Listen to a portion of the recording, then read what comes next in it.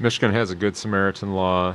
It just doesn't cover you if there's gross negligence or willful and wanton misconduct. All right, so it's more than that. You got to prove a little bit more, like kind of bad faithy stuff in order to. Yeah, but all right, but there's some. Once you take on the duty, yeah, you got to keep going. You got to keep going. So you can't decide to quit right in the middle of but, CPR. No. Or at least if you're going to do CPR, not break their ribs and not know how to do purpose. it. You know what I mean? On purpose. That's recklessly, grossly. Right. Knowing that you're doing it wrong. Recklessly. Yeah, but I mean, this could spiral out of control. I tried to give him CPR. But clearly that this doesn't apply in this scenario because at the end of the day, the victim was beaten. There's no duty. Right. There's no duty to do anything at that point because why? Because there is a fight. Because there's an assault. and in the middle of the fight, you actually have more of a duty to de-escalate. Yes. And try to leave. If you're going to avoid needing to defend yourself in a fight, that's the ticket unless you're in your own home. Right. However, we really didn't want to raise the issue of an affirmative defense at the preliminary exam because it's not really. But that's the area that we're kind of playing. Anyways, the judge throws cases at us to discuss and think about. Two other lawyers, and Allie did a phenomenal job helping putting the whole thing together and articulate our positions. And it kind of was out there, sent over the wall, received by the prosecutor's office, the court, and the lawyers. And then our prosecutor, his name can remain nameless at this point, was somehow caught up in the Eric Smith scandal. With allegations involving him taking $5,000 cash in a stairwell. Do we have the article, Tommy? We'll pull it up. This is all public record. I'm not.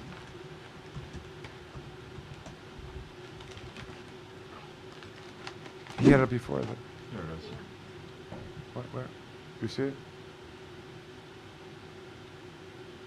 Federal officials said Macomb County prosecutor Eric Smith. That's not the one. It's the one about had a secret talk. The other prosecutor. Wait. Yeah. Secret talk in a stairwell. I got the Macomb.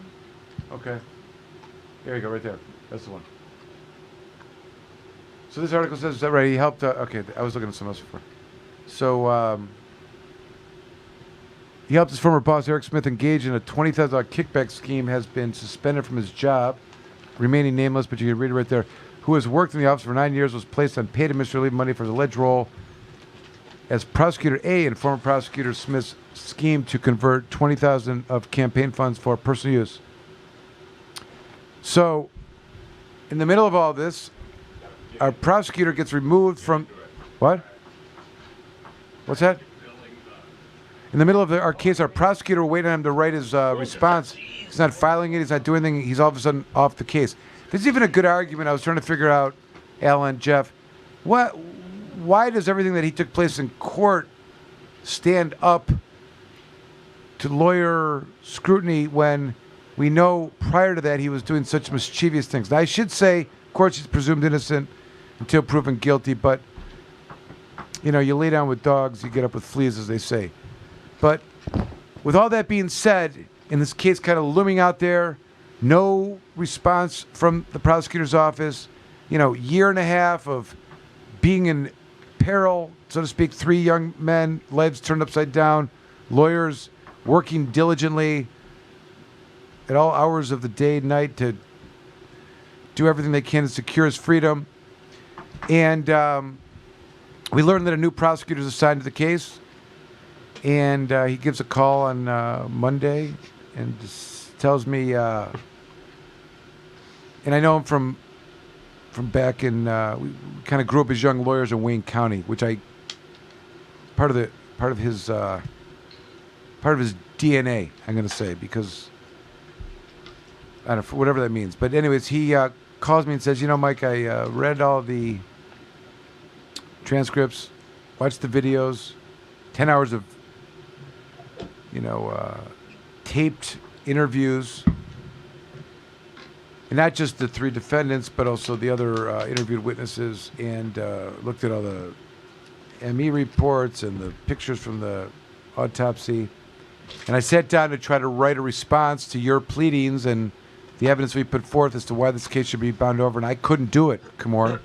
I honestly could not write a response that I thought was not was based in law or fact. So I'm going to be filing with the court a dismissal on Wednesday. Of course, the court was closed Tuesday, Wednesday. What's today? Thursday? May still be closed today. We're not sure.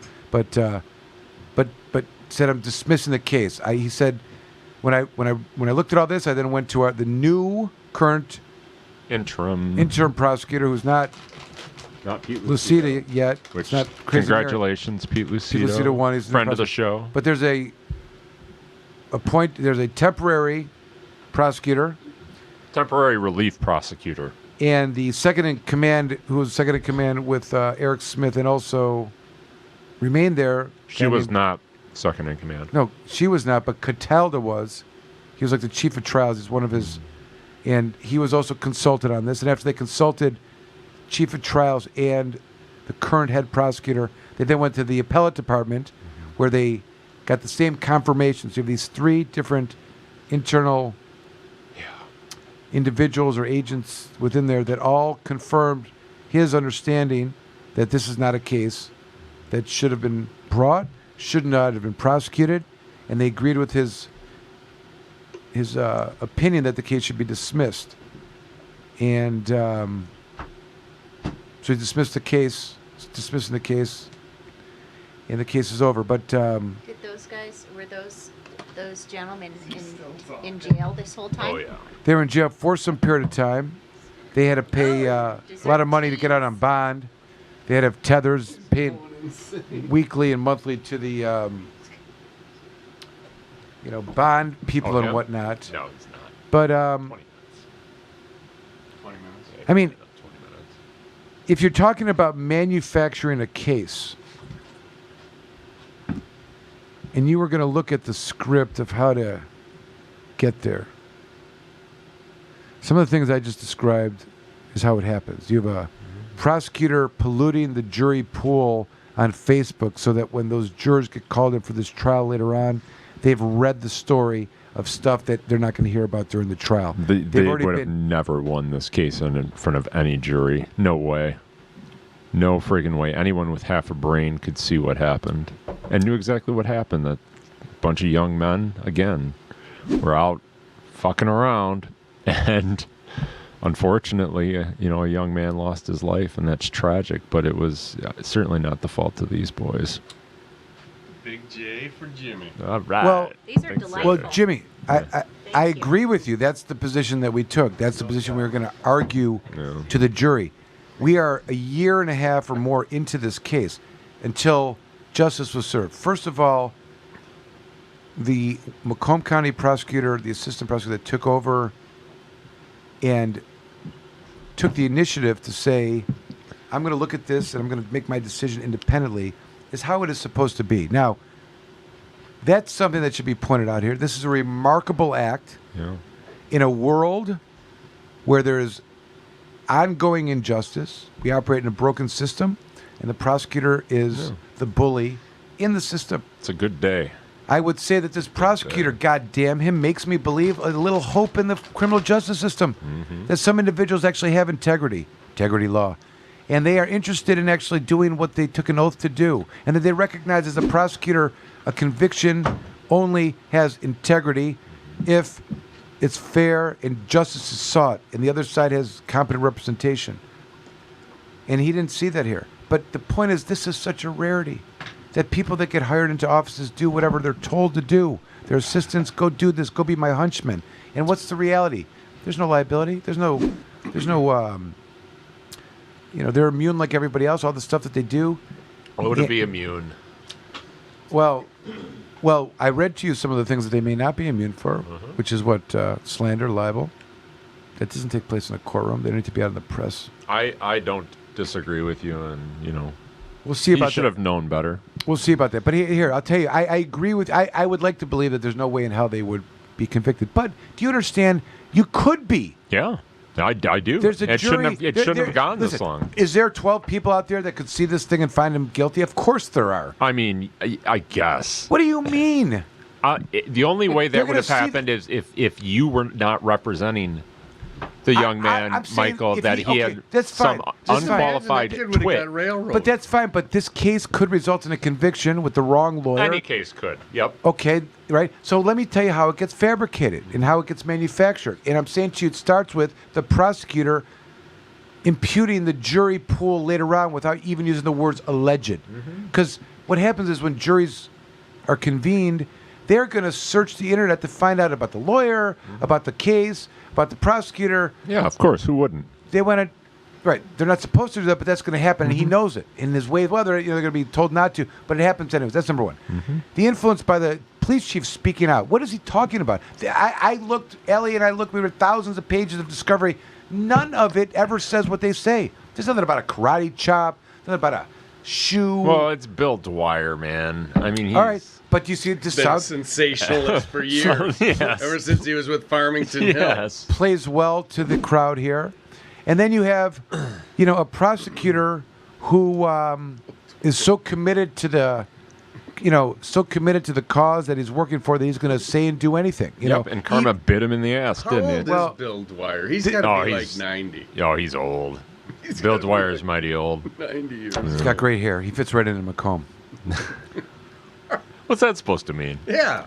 What do you mean by There was that? anyone that practiced law in Macomb County will know that a bunch of years ago, one of the requirements to be on the Macomb County Circuit Court bench is you had to have a pompadour hairdo. I don't know. I don't know anybody to say it. A bunch of old white guys with white hair. He's They right. got up early and had He's blow right. dryers and, Yeah. like a flip and stuff, like Elvis-y. I don't know. That's what that It's was. almost like they're trying to bring the wig back. Oh. But these are guys that are showing off The their legal silver way. hair. Do you understand what I'm Yeah. saying? These are Yeah, like Silver fox. They draw the silver power from the foxes, silver 70-year-old hair. silver foxes. It's good. we Yeah, 'cause used to so many call my women out uncle there a probably silver want fox. them. Listen, I'm just telling you, Macomb is its own animal. If you It know what I'm really talking- is. It's always a good time in Macomb County. His hairdo, did you see his hairdo? It's kind of like, Yeah. he spent some time in the morning. He's put yeah. something in it. It's got a Proud of sort it. definitely a blow dryer's coming out, right? Oh yeah, for Dwyer for sure. Oh, yeah. Dryer, Even dryer. Fouts, I He's think, is probably got a probably make- blow I'm drying. telling you, it's part of the thing. I'm sure that there's a store that they all go to that get a certain brush and a certain comb and a certain spray and a certain hair dryer. I promise you.